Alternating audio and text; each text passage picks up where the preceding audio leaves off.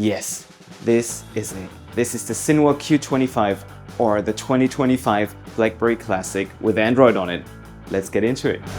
The day has finally come. After almost 3 months after I restarted this channel with a video about this exact phone, I have it in hands. The producer, Zinwa Technologies, was so kind to send me a prototype unit of the Zinwa Q25 to try and test, and I can take you on the journey with me. But let's get into a little bit of history before we get going, and I know you're all very excited for this phone. This year, a group from China called Zinwa Technologies announced that they want to take old BlackBerries and put new life into them with new technology, new processors, new cameras, and so on, but keep the form factor, the housing, and the outside hardware of the phone. People thought it was a scam. People couldn't really believe that somebody is crazy enough to do this, but yet we have the phone here. Me, myself, I pre-ordered the phone about 3 months ago from their own shop, which you can find in the description box below, and the shop is still open.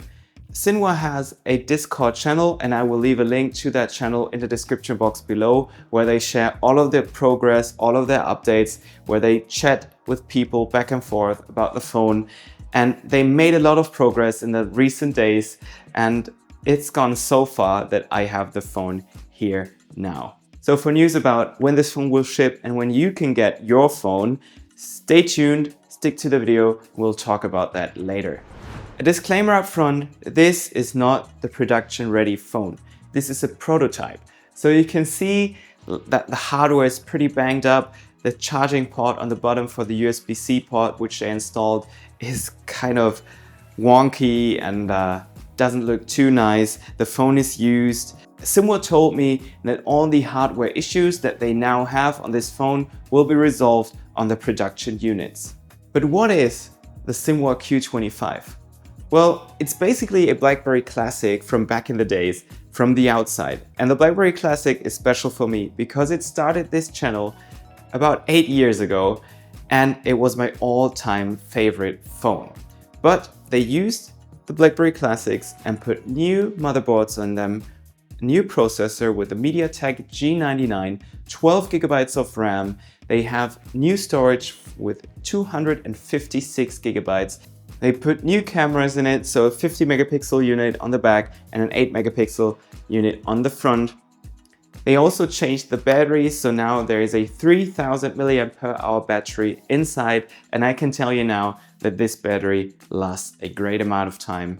And they put a USB-C port on the bottom, and of course, it's running Android, and that is the special thing about it.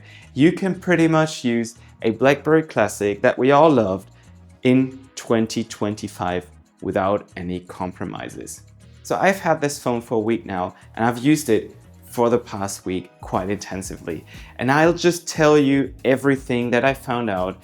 And this is not gonna be a full review, but it's gonna be a first hands-on about this phone.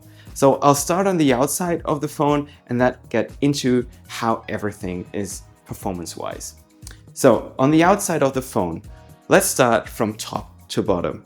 You have the 720 by 720p display, which they kept from the original BlackBerry Classic. So of course, it's not the sharpest anymore. It's not the best, but it's fine. It's usable. But there currently still are some issues that I found out. For example, you can't really control the brightness, and that is probably because they don't have any documentation about the LCD panel and the touchscreen. So they're trying to figure everything out by themselves, but they're putting in a lot of work. So I'm very, very sure this is gonna be fixed. Something I noticed during calls is that the proximity sensor isn't working yet.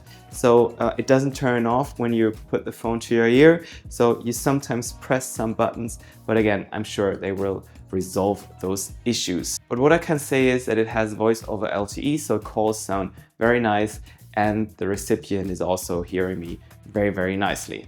So no issues with that.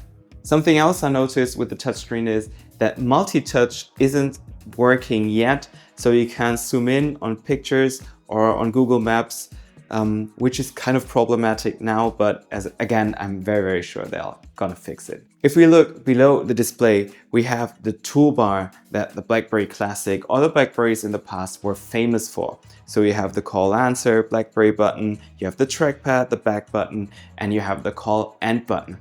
And for now, half of it works. The call answer and call end button did not work for calls, at least for me. But what does work is the BlackBerry button, because when you press that, the multitasking opens and you can switch between apps, which I think is very nice.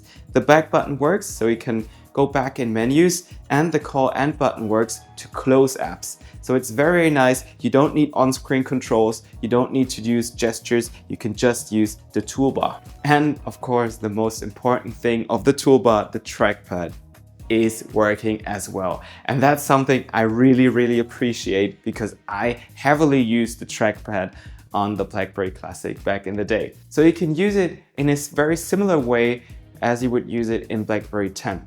So you have a controller that you can move around the screen to select apps or select menu items, but it changes between apps. Like, not all apps actually support the use of the trackpad, but I was surprised about how many apps were able to make use of the trackpad.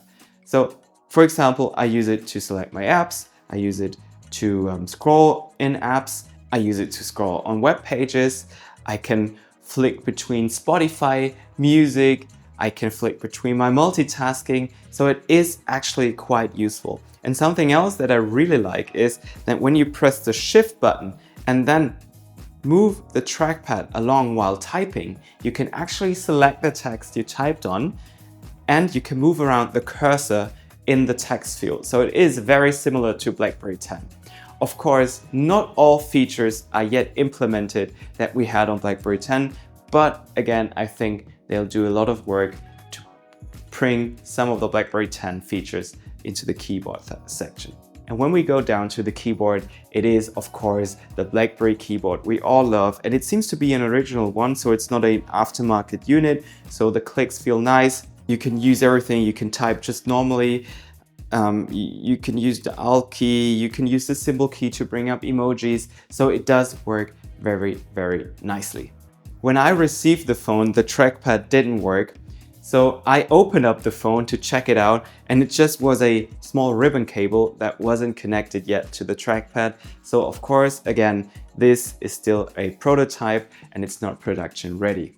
Something else I did was I took my old BlackBerry Classic and I switched over the keyboard and the trackpad that I had. So don't be confused by the QWERTZ layout and not the QWERTY layout. That is because I'm here in Germany and we use the QWERTZ layout. But it's pretty much the same to the normal layout, just the Z and the Y key are switched.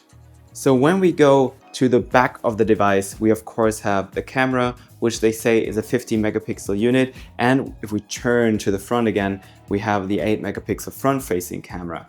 And what I can say is it doesn't look good yet. I don't know if that's a software issue, but for a 50 megapixel unit, it seems to be quite bad. But it could be that this is still the original camera module that they had in the original BlackBerry Classics, and I don't have the new one yet, so I don't want to comment too much on it without having the production variant of it, but for now it's not looking too good.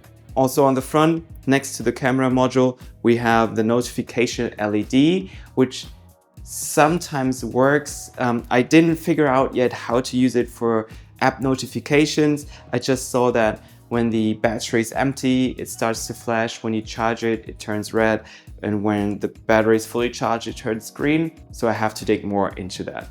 If we take a look on the top of the device, we have the 3.5mm headphone jack, and that works. It works nicely. I tried it myself.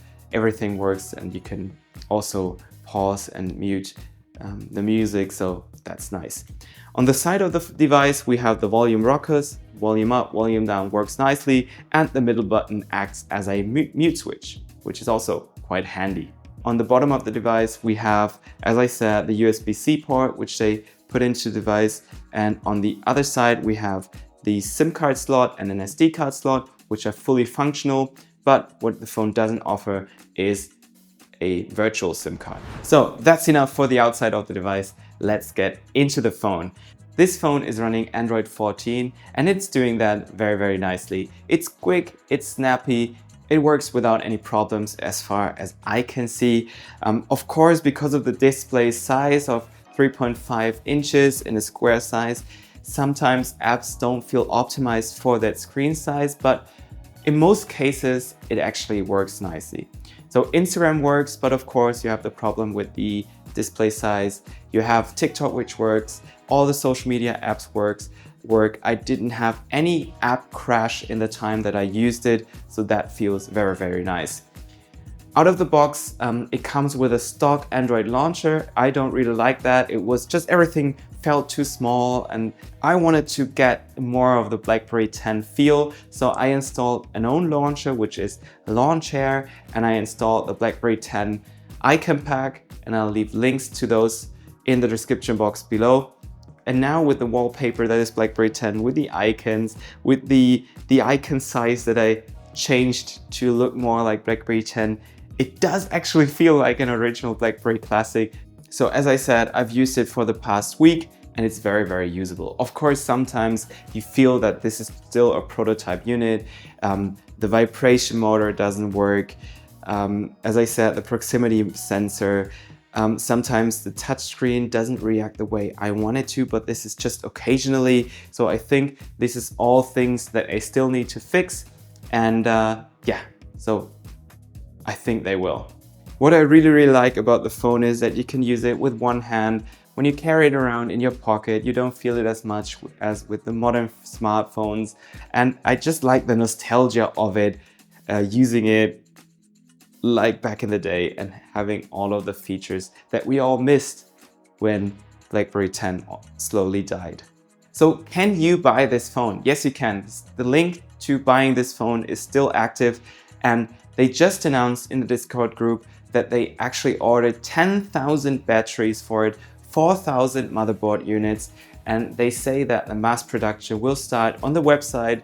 It says that the first units will be shipped out still in September 2025, but we'll see about that. Of course, it's a work in progress and they're a small team, so you have to know this is not like an official product that you buy and you have everything nicely out of the box. This is a work in progress.